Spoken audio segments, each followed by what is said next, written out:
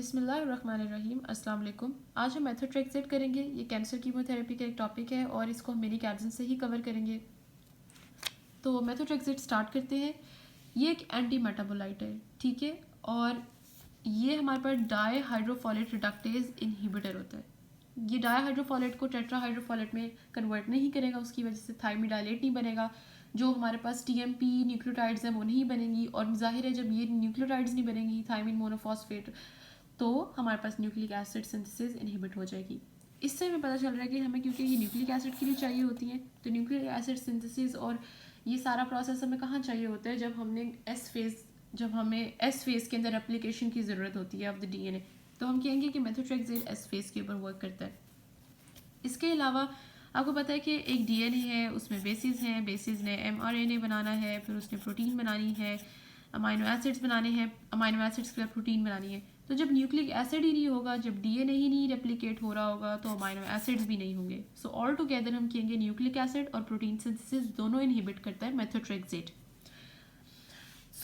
Methotrexate ने कभी भी डायरेक्टली जाके नहीं लगना। इसने सबसे पहले अपने डेरिवेटिव्स, एक्टिव डेरिवेटिव्स बनाने हैं, जिनको हम पॉलीग्लूटामेट कहते हैं, और फिर वो जाके डाईहाइड्रोफोलेट रिडक्टेज के साथ लगेंगे और फिर सारा प्रोसेस जो है वो इनहिबिट हो जाएगा। एग्ज़ाम में क्वेश्चन आता है कि सेल स्पेसिफिक जो कैंसर ड्रग्स हैं वो बताएं। उसमें आपने एस फेज़ की बतानी होती हैं, G2, G1, G0 फेज़ की। तो अब आपको याद हो जाएगा कि एस फेज़ में न्यूक्लिक एसिड सिंथेसिस चाहिए होती है और वो मेथोट्रेक्सेट इनहिबिट करता है। अब इसके क्लिनिकल एस्पेक्ट्स इसके देख लेते हैं।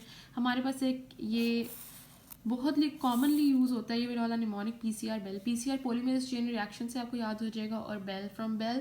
सो पीसीआर से आप देखते हैं कि पी से सोराइसिस, ये एक स्किन डिजीज़ होती है, सी से कोरियोकार्सिनोमा, आर से रूमेटॉइड आर्थराइटिस, बी से, अच्छा बी स्क्वायर कर लेते हैं, ब्रेस्ट कैंसर और ब्लैडर कैंसर, ई से एक्टोपिक प्रेगनेंसी, एल से ल्यूकीमिया और फिर लिम्फोमा। अब लिम्फोमा अगर आपको याद रह जाए कि नॉन हॉजकिन्स है तो बेस्ट है, otherwise you can write lymphoma as well.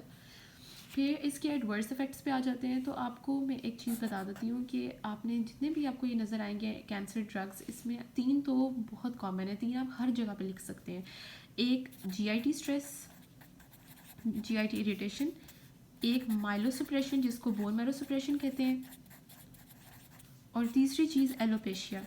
ये चीज़ तो आप हमेशा लिख सकते हैं, तो इसको मैं निमोनिक में ऐड नहीं करूँगी बिकॉज ये कॉमन चीज़ें हैं। और ये जो चीज़ याद रखने वाली है वो आप पीएच से याद रखें, ठीक है। पीएच ऑफ, जिस तरह पीएच ऑफ ब्लड, तो पीएच से याद रखें। पी से पल्मोनरी फिब्रोसिस और एच से हेपाटोटॉक्सिसिटी। सो दिस वे आपने क्लिनिकल्स भी कर लिए, एडवर्स इफेक्ट्स भी कर लिए। अब जाहिर है मेथोट्रेक्सेट जब आपने ज़्यादा दे दी है, उसकी ओवरडोज हो गई है, तो उसको अब आपने टॉक्सिक इफेक्ट्स को रिड्यूस करने के लिए आप ल्यूकोवोरिन देते हैं। ल्यूकोवोरिन जो है एक फोलिनिक एसिड होता है।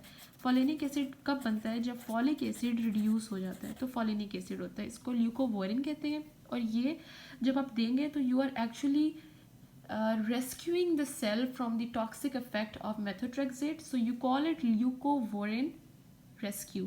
अब ल्यूको तो याद आपको रह जाना चाहिए ल्यूकोसाइट से, तो ल्यूकोवोरिन, बोरिन फिर बंदे को वैसे याद हो जाएगा, सो ल्यूकोवोरिन। अच्छा, इसके अलावा हम इसकी करते हैं रेजिस्टेंस अभी हम इसकी देखते हैं कि वो कैसे होती है। 3 मैकेनिज्म्स होते हैं। देखिए, किसी भी ड्रग को वर्क करने के लिए उसकी एक्यूमुलेशन होनी बहुत ज़रूरी है। तो अगर सेल के अंदर एक्यूमुलेशन नहीं होगी तो नहीं होगा। आपने जनरल फार्मा में सबसे पहले पढ़ा था कि एक जी ग्लाइकोप्रोटीन होती है, पी ग्लाइकोप्रोटीन होती है, और ये एक्चुअली जितनी भी ड्रग होती है उसको बाहर शंट करती है ताकि उसका इफेक्ट जो है सेल के अंदर कम हो। तो इंट्रासेलुलर जो एक्यूमुलेशन है दैट विल बी डिक्रीज्ड।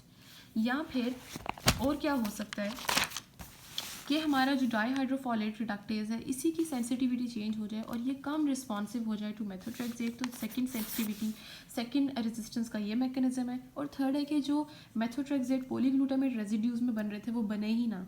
तो जब ये नहीं बनेगा तो ऑब्वियसली ये डाईहाइड्रोफोलेट रिडक्टेज के साथ जाके नहीं लगेगा, तो नहीं काम होगा। तो ये 3 मैकेनिज्म्स हैं। अगर आप मैकेनिज्म के साथ रेजिस्टेंस भी एग्जाम में लिखें तो it will be too good. तो अगर आपको कोई चीज़ समझ ना आई हो तो you can ask in the comment section below. Thank you so much.